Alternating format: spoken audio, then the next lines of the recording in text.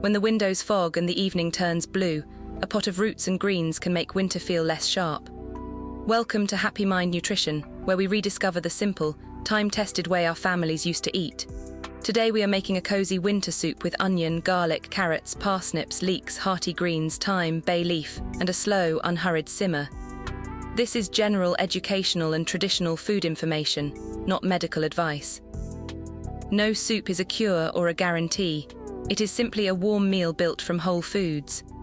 Enjoy it as part of a balanced diet and talk with a qualified professional if you have personal concerns. This soup begins with the kind of ingredients that could sit in a winter kitchen and wait patiently. Onions, garlic, carrots, parsnips, leeks, kale or chard, thyme, bay leaf, broth or water, and a little fat for the pot. Families have long built cold weather meals from roots and sturdy greens because they were available, filling and forgiving. You can use chicken broth, vegetable broth, bone broth or plain water with careful seasoning. To start today, gather vegetables in colours and textures. Sweet carrots, earthy parsnips, mild leeks and greens that can stand up to simmering. The caveat is flexibility. If parsnips are expensive or leeks are missing, use potatoes, turnips, cabbage or whatever sturdy vegetable your kitchen already has. If you want the soup to be heartier, add cooked beans, barley, rice or leftover chicken near the end. Old soup pots were flexible because they welcomed what needed using.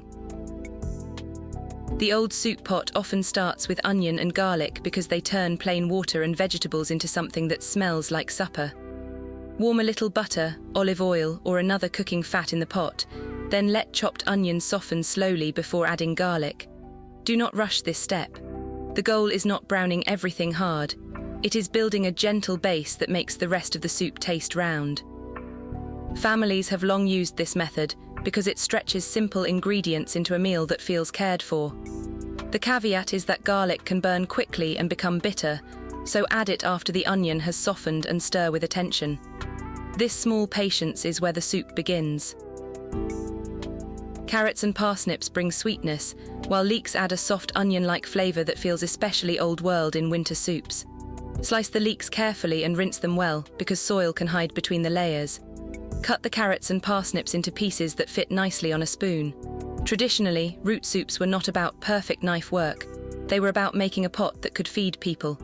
Add the roots to the onion base and let them warm for a few minutes before adding liquid. This helps the flavors settle. The caveat is that roots vary in sweetness and texture, so taste near the end. If the soup feels too sweet, a splash of vinegar or extra greens can bring balance. Thyme and bay leaf are quiet herbs, which is exactly why they belong in a winter pot. They do not shout over the vegetables, they make the soup taste like it has been cared for.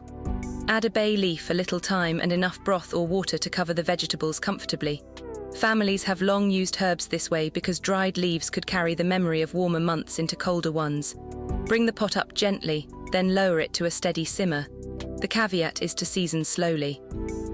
Broths can already be salty, and herbs can become strong if the pot reduces too much.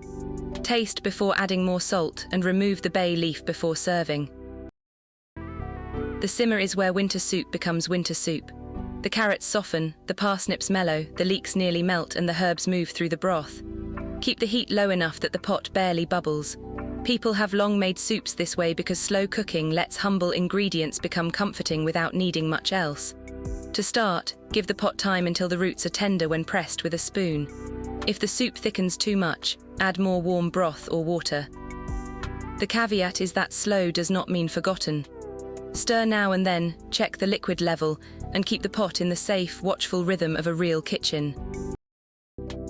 Hearty greens bring colour and a slightly earthy finish to the soup.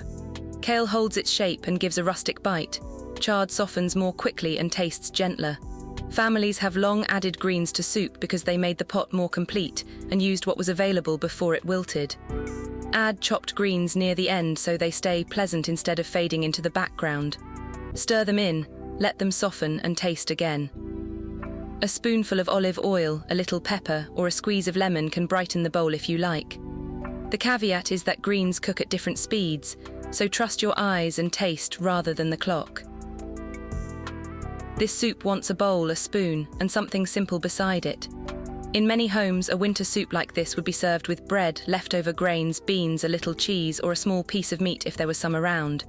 It was flexible because it had to be. To serve it today, ladle it into bowls, finish with parsley or black pepper, and place it in the center of the table. The do-it-today tip is to save the leftovers for tomorrow. Root soups often taste even more settled after resting. The caveat is storage. Cool leftovers safely, refrigerate them promptly, and reheat only what you plan to eat. A splash of vinegar at the table is another old trick. It can make roots and greens taste brighter, especially when the soup has been simmering for a long while. That blue winter evening feels softer when there is a real soup pot on the stove. Roots, greens, onion, garlic, thyme, and bay leaf do not need much drama. They need time, warmth, and a cook who tastes as they go. This is the kind of recipe that teaches the old lesson. Use what you have, waste less, and let simple food become supper. This is general educational and traditional food information, not medical advice, and personal dietary needs deserve personal guidance from a qualified professional. Subscribe to HappyMind Nutrition for more cozy recipes from the old kitchen table. Good food was never meant to be complicated, so keep it simple, keep it warm, and enjoy it the way families always have.